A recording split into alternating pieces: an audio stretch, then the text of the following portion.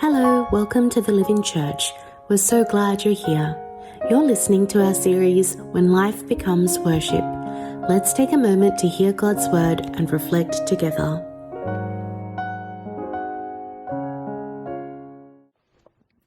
샬롬 여러분, 한 주간 평안하셨습니까? 오늘도 여러분과 함께 예배할 수 있어서 감사합니다. 이 시간 우리의 온 마음을 다해 하나님을 예배할 때 하나님의 은혜와 평강이 우리의 삶과 가정에 충만하길 축복합니다. 4월 한 달 우리는 나의 삶을 제단 위에 라는 시리즈로 어떻게 우리의 삶 전체가 하나님께 드리는 살아있는 예배가 될 수 있는지 살펴보고 있습니다. 말씀을 시작하며 한 가지 질문을 드리고 싶은데요. 여러분은 이 세상을 살아가면서 가장 중요하다고 생각하는 것이 무엇인가요? 우리는 인생에서 무엇에 가장 큰 가치를 두고 시간과 에너지를 쏟으며 살아가고 있습니까? 사람마다 가장 중요하게 생각하는 것이 다르겠죠. 누군가는 건강이라고 말할 것입니다. 건강을 잃으면 모든 것을 잃는다는 표현도 있지 않습니까? 또 누군가는 돈이라고 답할 것입니다. 경제적 안정 없이는 인생이 너무 불편하고 제한적이라고 느끼는 것이죠. 어떤 이들은 자신의 커리어라고 말합니다. 삶의 목적을 자신의 일에서 찾고 성취를 이루고 싶어 하는 것입니다. 또 다른 분들은 인간관계라고 이야기합니다. 사랑하는 가족과 믿을 수 있는 친구들 말입니다. 물론 이 모든 것들은 우리 삶에서 필요하고 소중한 가치들입니다. 그래서 우리는 각자 소중하게 여기는 것들을 위해 힘쓰며 살아갑니다. 그런데 인생의 마지막 순간 우리가 피할 수 없는 죽음의 문턱에 섰을 때를 한번 상상해 봅시다. 죽음의 순간을 맞이할 때 우리가 소중하게 여겼던 것들 중에서 하나님 앞에 가지고 나아갈 수 있는 것들은 무엇입니까? 우리가 땀 흘려 모아온 돈, 열심히 지켜오던 건강, 치열하게 쌓아올린 커리어, 소중한 인간관계 등을 하나님 앞에 가지고 갈 수 있습니까? 히브리서 9장 27절 말씀을 보면 사람이 한 번 죽는 것은 정해진 일이요 그 뒤에는 심판이 있습니다 라고 선포됩니다. 이 세상의 모든 사람은 육체의 죽음이라는 정해진 길을 걸어갑니다. 이것은 피할 수 없는 현실이죠. 그런데 성경을 보면 놀랍게도 이 육체의 죽음을 경험하지 않고 하나님께로 나아간 사람이 2명 있다고 기록되고 있습니다. 한 명은 선지자 엘리야인데요. 열왕기하 2장에 보면 그는 회오리 바람을 타고 하늘로 올라갔습니다. 그리고 다른 한 명이 오늘 우리가 함께 살펴볼 에녹입니다. 엘리야에 비하면 에녹에 대한 성경의 기록은 지극히 짧고 간결합니다. 창세기 5장의 단 4구절 그리고 신약 성경에서 몇 번 언급되는 것이 전부이죠. 하지만 성경은 그의 삶이 하나님과 동행했던 삶이라고 말합니다. 하나님과 동행하는 삶, 그것이 바로 우리가 소망하는 삶이지 않습니까? 그래서 우리는 오늘 말씀을 통해 하나님과 동행하는 삶이 무엇인지, 죽음의 권세마저 뛰어넘게 하는 참된 예배자의 삶은 어떠한 모습인지 함께 살펴보고자 합니다. 기도하겠습니다. 생명의 주님, 우리의 빛과 소망 되신 주님을 찬양합니다. 또한 우리에게 영원한 생명을 약속하여 주심을 감사합니다. 이 시간 주님의 말씀 앞에 섭니다. 에녹의 삶을 통해 나의 삶을 제단 위에 드리는 것이 무엇인지 깨닫고 순종하며 더 나아가 하나님과 매일 동행하는 우리가 되게 하여 주세요. 성령 하나님, 우리의 굳은 마음을 제하시고 새로운 마음을 허락해 주세요. 예수님의 이름으로 기도합니다. 아멘. 창세기 5장은 아담부터 노아까지 이어지는 긴 족보입니다. 여러분 성경을 읽다가 족보를 발견하시면 어떠신가요? 물론 성경에 기록된 족보가 흥미롭거나 재미있으신 분들도 간혹 계신 것 같지만 대부분의 경우 지루함을 느끼고 왜 이런 족보를 성경에 기록했는지 의문을 가지기도 합니다. 창세기 5장 말씀도 마찬가지입니다. 아담부터 노아까지 누가 몇 세에 누구를 낳았고 그 후 몇 년을 지내며 자녀들을 낳았으며 그는 총 몇 세를 살고 죽었더라. 이 단조로운 공식이 계속해서 반복됩니다. 태어나고 낳고 살다가 죽는 것. 이것이 죄 아래 있는 모든 인간의 운명임을 보여주는 것 같습니다. 그런데 이 지루하게 느껴질 수 있는 족보의 한가운데서 이 패턴을 깨트리는 한 사람이 등장합니다. 바로 에녹입니다. 그의 이야기에서는 죽었더라 라는 필연적인 결말이 빠져 있습니다. 대신 하나님이 그를 데려가셨다는 놀라운 선언이 기록되어 있죠. 그런데 여기서 흥미로운 사실을 한 가지 발견할 수 있습니다. 성경이 의도적으로 에녹을 부각하고 있다는 것입니다. 여러분, 창세기 4장에는 죄의 길을 선택한 가인의 족보가 5장에는 믿음의 길을 선택한 셋의 족보가 나옵니다. 그리고 가인의 족보에서 7번째 인물은 자신의 폭력과 교만을 노래했던 라멕이었습니다. 반면 셋의 족보에서 7번째 인물은 바로 하나님과 동행했던 에녹이죠. 성경은 죄의 계보와 믿음의 계보의 7번째 후손을 극명하게 대조하며 우리에게 질문을 던집니다. 너는 어떤 족보에 속한 인생을 살고 있는가? 하나는 죽음을 가져오는 삶이고 하나는 생명으로 이어지는 삶입니다. 에녹에 대해서 조금 더 알아볼까요? 먼저 에녹이라는 이름은 히브리어로 헌신된 자, 봉헌된 자라는 뜻입니다. 하나님께 복종하고 하나님의 뜻과 마음에 순응하는 사람을 의미하는 이름입니다. 이름이 그 사람의 정체성을 나타내는 고대 근동 문화에서 에녹이라는 이름 자체가 그의 삶을 잘 말해주고 있습니다. 그리고 에녹은 365년을 살았다고 합니다. 사실 그의 아들 무드셀라가 969년을 산 것에 비하면 매우 짧은 생애였습니다. 왜 하필 365년이었을까요? 이 숫자가 무엇을 떠올리게 하죠? 바로 태양력 1년의 날수 365일입니다. 신학자들은 이것이 우연이 아니라고 말합니다.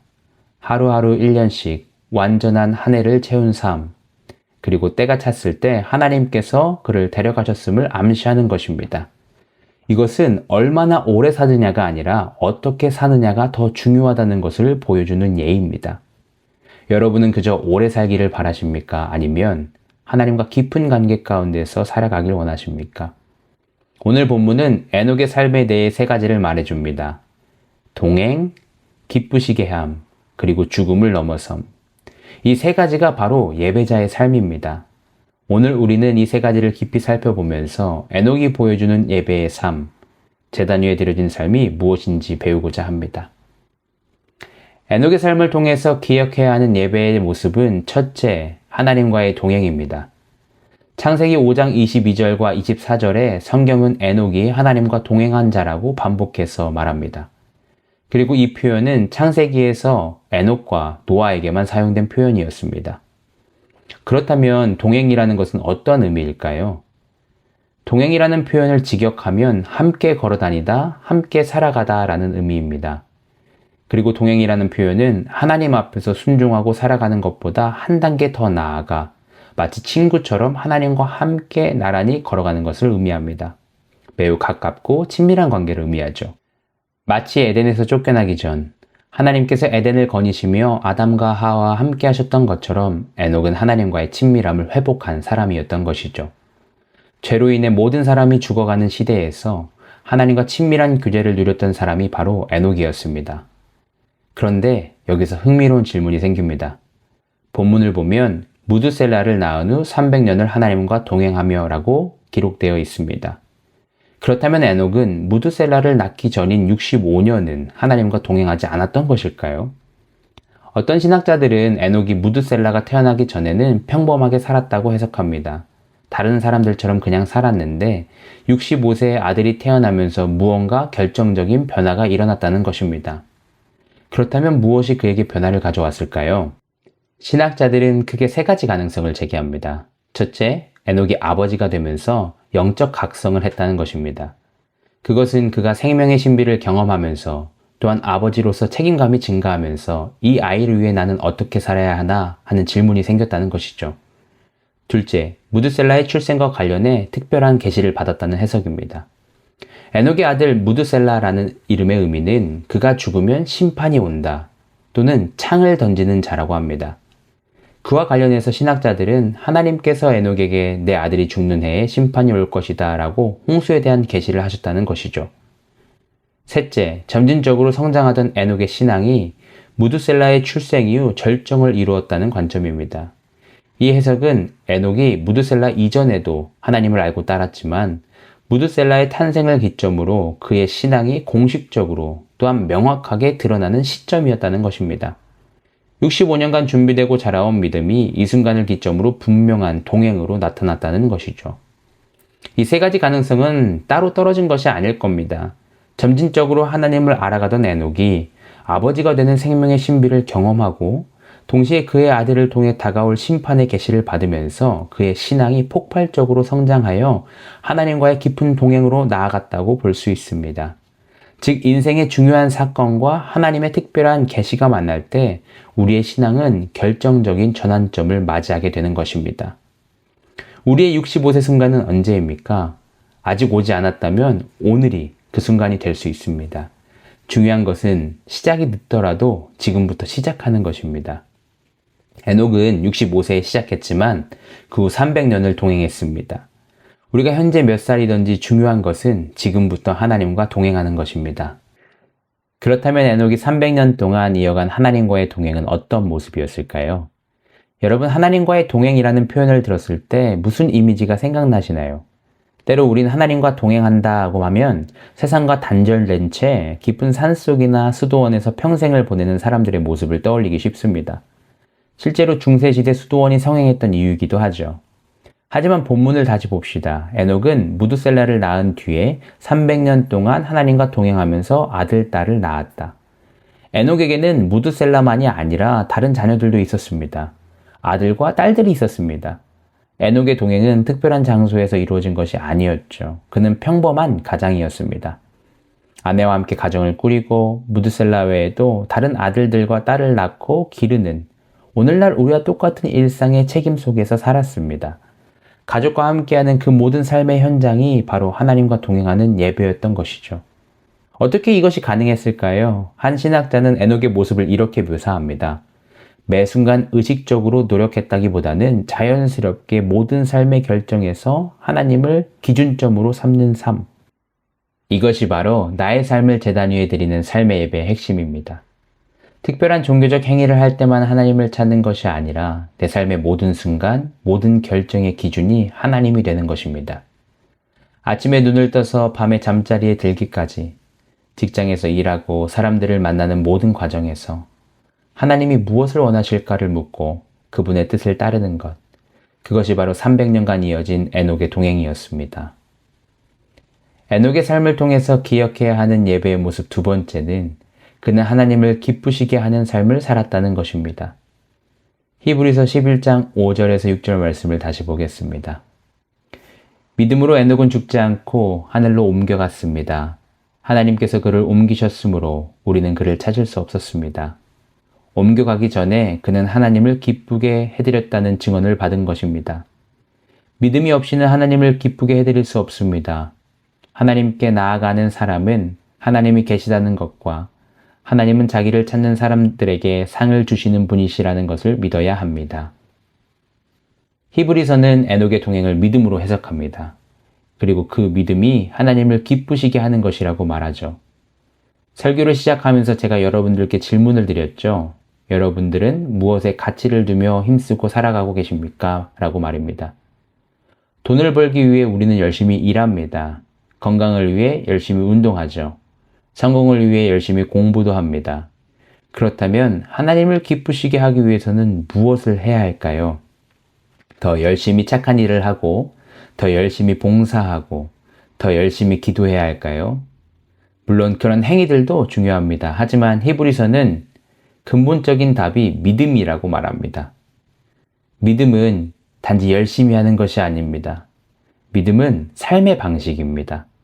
믿음은 단순한 추측이나 정신적 동의가 아닙니다.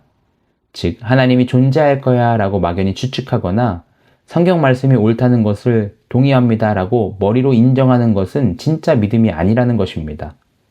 진짜 믿음은 하나님이 정말로 살아계신 것처럼 살아가는 삶의 방식입니다. 이론이 아니라 실천입니다. 일주일에 한 번 교회에 와서 드리는 고백이 아니라 월요일부터 토요일까지 이어지는 삶의 태도입니다. 에녹의 믿음이 바로 그런 것이었습니다. 그는 300년 내내 하루하루를 하나님이 함께 하신다는 것을 전제로 살았습니다. 이것이 믿음입니다.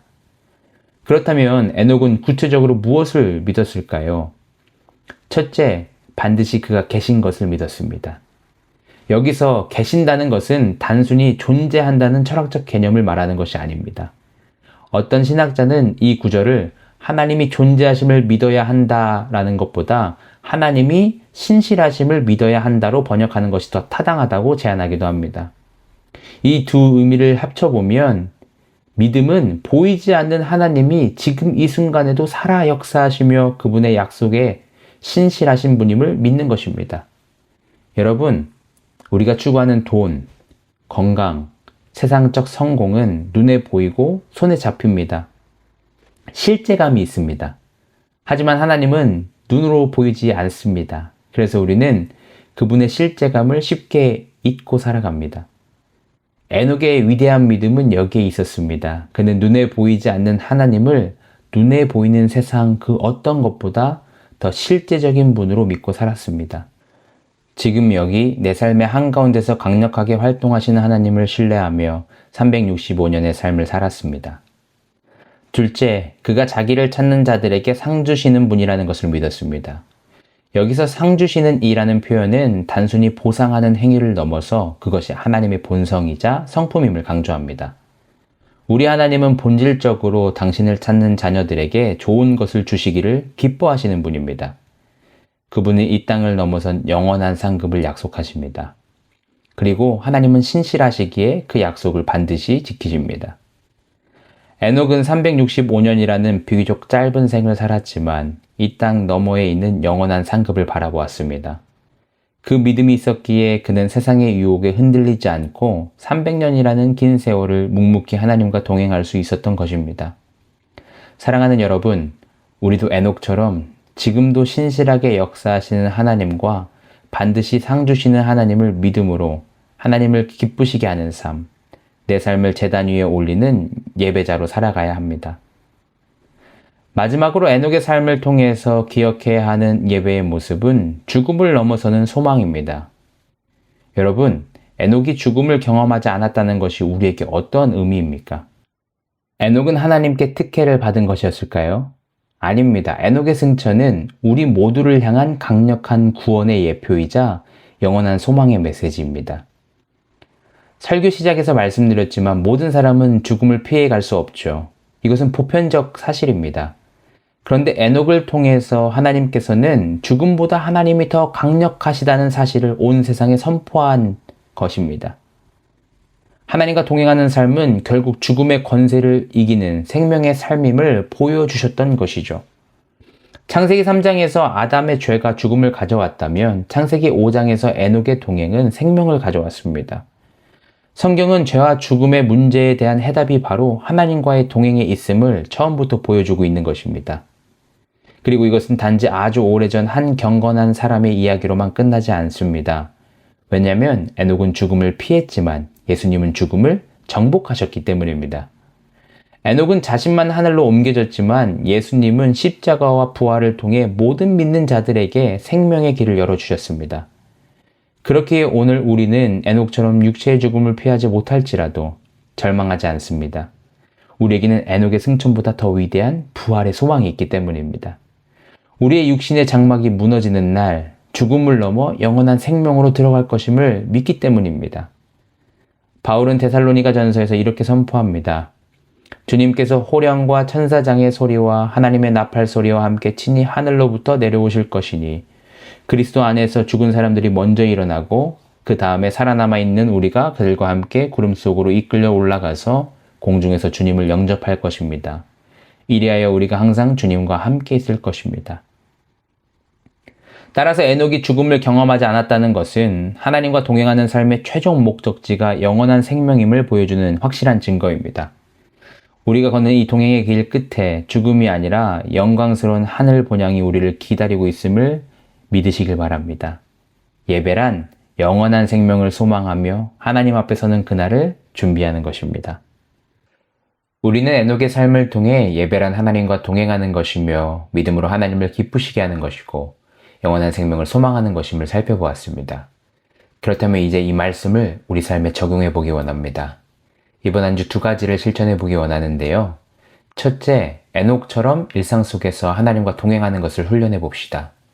하나님과의 동행은 거창한 것이 아닙니다. 은둔자가 되거나 모든 것을 버리고 떠나는 것이 아닙니다. 여러분이 지금 서 있는 바로 그 자리에서 하나님을 인식하는 것입니다. 또한 여러분의 가정과 직장, 여러분이 만나는 사람들과의 관계 속에서 하나님을 기준점으로 삼는 것입니다. 바쁜 일상을 보내다 보면 우리는 하나님을 전혀 인식하지 못한 채 하루를 보내기도 합니다. 그렇기 때문에 의도적으로 하나님을 인식하는 훈련이 필요한데요. 이번 주 아주 작고 구체적인 실천부터 시작해 보시는 건 어떨까요? 이번 한 주 여러분의 휴대폰 알람을 3번 맞춰봅시다. 그리고 알람 이름을 하나님과 동행이라고 적어두는 것입니다. 알람을 아침, 점심, 저녁으로 하셔도 좋습니다. 혹은 여러분이 하나님을 생각하지 못하며 흘러가는 시간 또는 생각해야만 하는 시간 등을 알람에 맞추세요. 그리고 알람이 울릴 때마다 하던 일을 잠시 멈추고 이렇게 기도하는 겁니다. 주님, 지금 제가 주님과 함께 걷고 있음을 잊지 않게 해주세요. 이 시간 주님의 뜻은 무엇입니까? 이 짧은 기도가, 이 의식적인 멈춤이 우리의 분주한 일상을 하나님과 동행하는 거룩한 산책길로 바꿔줄 것입니다.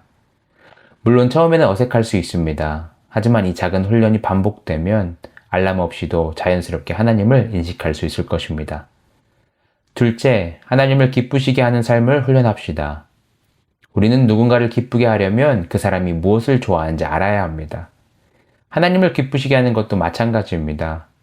그리고 성경은 분명히 말하죠. 하나님은 우리의 행위가 아니라 우리의 믿음을 기뻐하신다고 말입니다. 에녹이 하나님을 기쁘시게 한 것은 남들보다 더 착하게 살아서가 아니었습니다. 보이지 않는 하나님이 지금 여기 내 옆에 살아계심을 믿었고 그 신실하신 하나님이 반드시 나에게 영원한 상을 주실 것을 믿었기 때문입니다. 그 믿음이 그의 365년의 일상을 통째로 하나님께 드리는 예배로 만들었습니다. 그렇다면 질문이 생기는데요. 믿음을 어떻게 훈련할 수 있을까요? 믿음은 감정이 아니죠. 느낌도 아닙니다. 훈련할 수 있습니다. 로마서 10장 17절에 이렇게 선포하고 있습니다. 그러므로 믿음은 들음에서 나며 들음은 그리스도의 말씀으로 말미암았느니라. 믿음은 들음에서 나옵니다. 그리고 그 들음은 그리스도의 말씀으로 말미암습니다. 이번 한 주 하나님의 말씀을 듣는 훈련을 할 수 있기를 바랍니다. 아마 제가 말씀드리지 않아도 여러분은 일상 가운데서 찬양도 들으시고 말씀도 들으시고 뿐만 아니라 설교와 누군가의 간증도 들으실 것이라고 생각합니다. 그래서 우리가 이번 한 주 실천해 보기 원하는 것은 하나님의 음성에 집중하는 10분 훈련입니다. 우리는 너무 많은 소음 속에서 살아갑니다. 세상의 소리, 사람들의 소리, 내 안의 염려의 소리 때문에 하나님의 음성을 놓칠 때가 많죠. 이번 한 주 하루에 단 10분만이라도 의식적으로 하나님의 음성을 듣는 시간을 가져봅시다. 물론 그런 환경을 만드는 게 어려울 수 있습니다. 하지만 모든 소음을 최대한 차단해 보시고 의도적으로 하나님의 음성에 집중해 봅시다. 먼저 시간과 장소를 정합시다. 그리고 3단계로 하나님의 음성에 집중하는 훈련을 해보는 것입니다. 1단계는 침묵으로 들어가기입니다. 분주한 마음을 가라앉히고 짧게 기도합시다. 하나님, 세상의 소리를 잠재우고 이 시간 주님의 음성을 듣기 원합니다. 제게 말씀하여 주세요. 그리고 2, 3분간 침묵을 유지해 보세요. 2단계는 성경 한 장을 듣는 것입니다. 우리가 현재 통독하고 있는 신약 성경을 들으셔도 좋습니다. 천천히 말씀을 듣고 유독 마음에 와닿는 단어나 문장이 있다면 그것을 붙잡읍시다. 그것이 여러분에게 주시는 하나님의 음성일 수 있습니다. 마지막 3단계는 붙잡은 말씀을 노트에 기록하고 이 말씀을 어떻게 실천할 것인지 간단한 메모를 해보는 것입니다. 이렇게 하나님의 음성을 듣는 훈련을 의도적으로 반복할 때 우리는 더 민감하게 하나님의 음성에 반응할 수 있습니다.